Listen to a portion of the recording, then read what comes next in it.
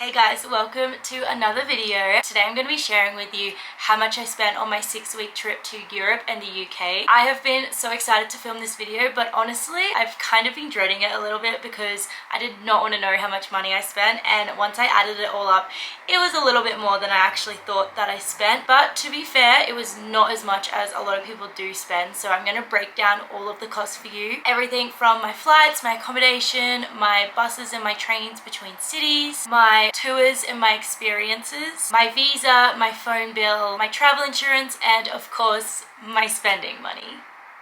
Before I start getting into it all, there are a couple of things that I want you to know. So firstly, just be wary that I calculated everything manually. And what I mean by this is some things were in euros and some things were in pounds. And so when I converted it to the exchange rate of today. So there might be a few discrepancies, but it shouldn't be too much. In saying that, I got all of my information from my bank statement, from my travel card. And there might have been times when I accidentally used the wrong card. Like for example, like using the tube and public transport, I might have tapped with the wrong card, and that's not included in this, but I would say it's not any more than like $20. When I'm telling you all these little things, like, it's not a big deal. It's not going to make a big difference to the overall amount. Okay, let's get into it. Firstly, I'm going to share with you the route that I took. So I started my trip on the 3rd of May. That's when I arrived in London, and I ended my trip on the 14th of June when I left Spain. Okay?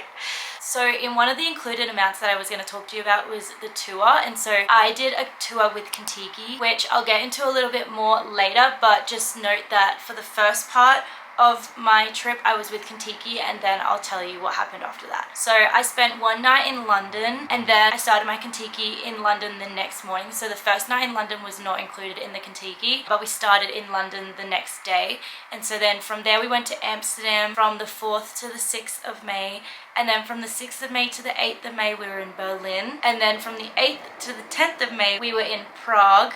From the 10th to the 12th of May we were in Vienna. From the 12th to the 14th of May we were in Krakow. From the 14th to the 16th of May we were in Budapest. From the 16th to the 17th we were in this place, aka Slovenia. I'm not even going to attempt that. From the 17th to the 18th we were in Venice, and then from the 18th to the 20th of May we were in Rome. The Contiki kept going, but I only booked a portion of that trip.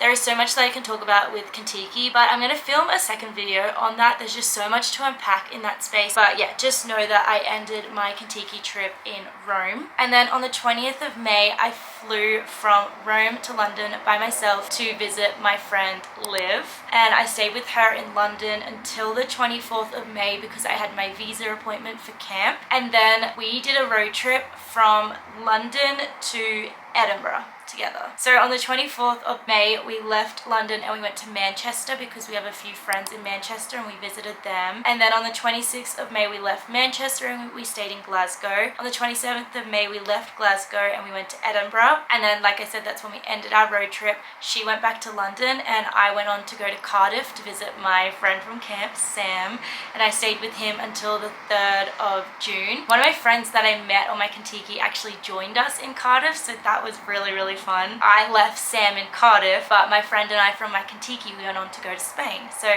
on the 3rd of June to the 6th of June we stayed in Valencia, and then from the 6th of June to the 8th of June we went to Cartagena, I think is how you say it. And then from the 8th of June to the 11th of June we went to Seville, and then from the 11th of June to the 14th of June we went to Madrid, and that was where I ended my trip in Europe. Okay, I hope that all made sense for you and you're not very confused, but it's okay because I'm going to break each part down and I'll share with you where I was when I did that thing. So when I get to sharing accommodation with you, I'll tell you where the accommodation was. Before I get into the payments, I just want you to know that I've converted everything into Australian dollars, and then you can go ahead and convert it into whatever currency that you'll be using. Like I said, there were things that were euros and pounds, so I just found it easier to convert it into Australian dollars, and then the overall amount is also in Australian dollars. Okay, the first thing that I want to talk about that I did before I left was my visa to the UK. As an Australian passport holder, we don't need a visa, but we needed an ETA, and I couldn't find my payment for this, but I looked it up online. It said it was about $20. The next thing that I paid for before I left for my trip as well was my travel insurance. I went with Zoom. I didn't need to use my travel insurance at all, but I found that they were a perfectly fine company to go with. I think I went on to some comparison site and that was the cheapest one for me. When I share this amount with you, just know that I have a few medical conditions that bump my price up, so if you don't have any medical conditions, your travel insurance would probably be a lot cheaper, but I highly suggest getting travel insurance wherever you go. But my amount for my travel insurance was $561.23. And another cost that I had before I left was my phone bill. I went with Simify and they were an excellent company. I got the 45 days in Europe and I think it was 43 countries. I spent $139 on my SIM card and honestly I'm not mad about it. Like, I thought that was pretty good. Next we're going to talk about flights, and so I'm going to include my international flights and then my internal flights within Europe. So my first flight was from Mexico to London. I flew with Air Canada. I had a layover in Toronto and it was one way, so it cost me $1,012.81. And then my next flight, like I said, I was on a tour, so I went around on a bus, and so I flew from Rome to London with British Airways and that cost me $313.87. And then I also flew from London to Valencia with Ryanair and that cost me $209.76. And then I just thought that I would include this because, like I said, I got a one-way flight, so if you're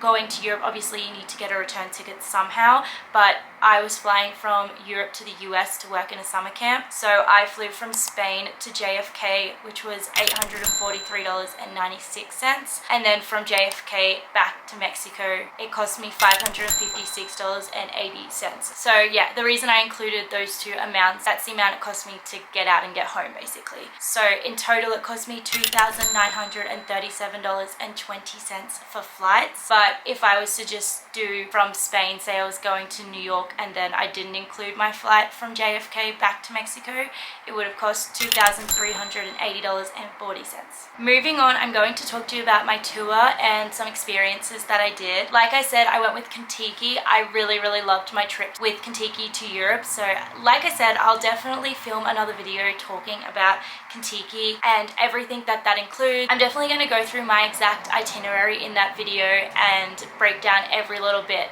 in that video for you about Contiki and about my trip. But just know that this amount includes some experiences, like when we visited Auschwitz. I don't know how to say it, I'm sorry. And it includes every breakfast, which honestly the breakfasts were pretty good, and then some dinners but no lunches, and then obviously your accommodation and your transport on the bus. So all in all, my Contiki experience cost me $3,813, and side note, that also included the first night when I stayed in London. At the time I booked mine with my mum because she was working at a travel agency, so I was able to get that first night in London included in my package. I'm not sure if you can opt to do that if you go through the Contiki website, but if you go through a travel agency, you definitely can. And then there is this thing called add-ons, which is basically your experiences that you can do.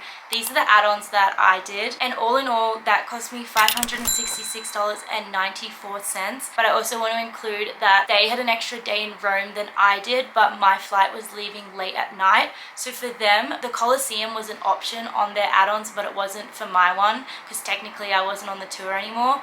But the tour guide asked me if I wanted to join since I was leaving so late at night, so I also did the Colosseum, which cost me $63. And then finally, for my experiences, we did the Anne Frank house, and that cost us $28.62 each. And that's everything for my experiences and my tour. So all in all, that cost me $4,471.56. Okay, now we're going to get into the accommodation, and I really need you to stay with me. There's going to be a lot of information, but I'll tell you at the end what the grand total was for my accommodation. So like I said, my first night was included in my Contiki package, and then I stayed with my friend Liv in London and in Manchester, so that was free. And then we went to Glasgow and we stayed one night in the Ibis, and it cost us $48.03 each. Everything's going to be each. I've divided it up and it's going to be the amount each, so yeah, keep that in mind because I'm not going to keep saying each. And then we stayed in Edinburgh and we stayed at the St. Christopher's Old Town Hostel. It was really great. Highly recommend.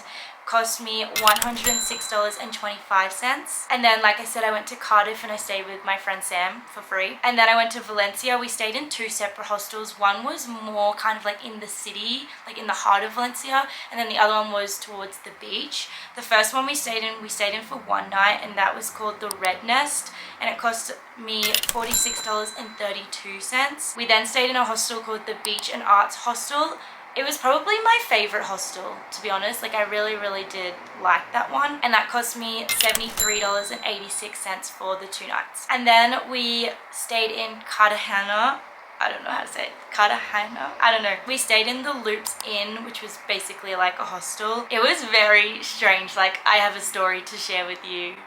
I won't share it in this video, it will be way too long, but it was a very strange experience, but we really did enjoy our time there, and it was $60.44 for 2 nights. And then we went to Seville. I really enjoyed Seville.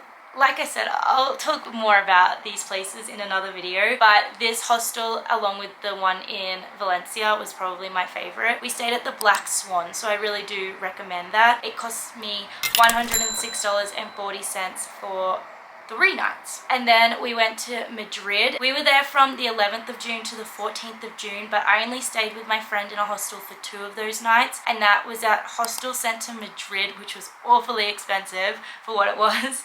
It's a bit strange, but it was fine. Like, it was in a good location, and it cost me $88.22. And then for the final night, from the 13th to the 14th of June, I stayed in a hotel by myself near the airport. And also, like, I'd been traveling for 6 weeks. I needed a break before I went to camp, and so I wanted to sleep in a bed by myself. I stayed at the Ibis Styles Madrid airport, and it cost me $194.65. So all in all, for my accommodation, not including my Contiki, just my road trip with Liv and my backpacking trip in Spain with Abby, it cost me $724.17, which is actually fairly good, I reckon.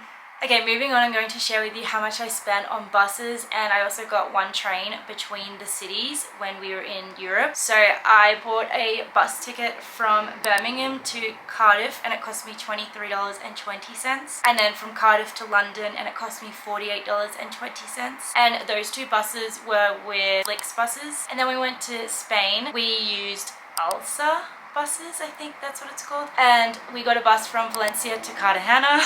I'm sorry if it's wrong, we're just gonna go with it. And it cost me $53.01. And then we got a bus from Cartagena to Seville, and it cost $58.41. That stopped over in Granada. We didn't visit Granada. It would have been really interesting to visit, but man, it was hot. Like 40 degrees hot with backpacks. It was, ugh. Anyway, and then we got a train from Seville to Madrid, and it cost $33.98. So all in all, for my transport between cities, it cost $216.80. Okay, and finally, to end off this video, I'm going to share with you how much money I spent in spending money. So this includes my food. Like I said, on my tour, we had our breakfast and some dinners included, but this was like all my lunches, and then all of my food outside of my Contiki, my Ubers, my public transport, so just like catching the tube and stuff, souvenirs, anything else that I bought, any clothes. I don't think that I really bought any clothes. And then like walking tours and things like that. And so for my spending money, this actually isn't that much considering I was there for 6 weeks. For my spending money, it cost me $3,060.08, which is not that bad. And then I just put a little note that I took out about $300 in cash, and I spent all of my cash. So in total, for my spending money, it was $3,360.08, give or take. So that's actually like not bad at all, considering that's like all my meals, that's everything I bought, all my transportation around the cities. Like, I'm actually fairly impressed with that. You can travel Europe fairly cheap for 6 weeks. Like, anyway, the time has come. I'm going to share with you my grand total of everything, my whole 6 weeks in Europe. I'm scared. Please don't judge me. Just note, I wasn't trying to do this very like savvy. I was kind of like spending money here and there, but I'm pretty like a cautious spender, so I do look for like cheaper hostels and buses rather than flights and things like that. Like I did think about things like that, and I didn't buy anything because I took my backpack. I just took a 40-liter backpack, so everything I bought was a souvenir, and I collected postcards and magnets for my boyfriend's family. Like, I did not spend that much money on things like that at all. A lot of the time we walked around the cities, like Ubers were mostly for like nights out and things like that. So all in all, considering all my accommodation, my tours, my buses, everything, it cost me $12,430.04. That's how much my trip to Europe for 6 weeks cost. But like I said, I'm not mad about it. It's definitely more than I thought I spent. I don't know how I spent that much money, but I think that's pretty impressive considering I was out in the world for 6 weeks paying for everything that I would be paying for at home and a little bit more here and there. Like, I'm pretty happy with that. But yeah, if you have any questions about my trip to Europe, like I said, I'm going to film a couple videos about Contiki and then just about the places that I went to. So you'll get a lot more information about that, but I just really want to share with you how much money I spent and just kind of like an introduction of my travels, and then we'll get into a bit more information and a bit more in depth in those other videos. But if you have any questions about my spending, or maybe I missed something that you want to know about, then please just comment it down below and I will reply to you. But yeah, that's everything for today. Thank you so much for watching. I really hope I didn't scare you with that amount. It's not that bad, I promise. You could do it for cheaper, definitely, but you could definitely spend way more as well. So if you have any questions, please let me know. But thank you so much for watching, and if you want to see more videos about my travels, make sure you subscribe so you get notified when I post them and you'll be able to watch them. But yeah, thank you for watching. I'll see you next time. Bye!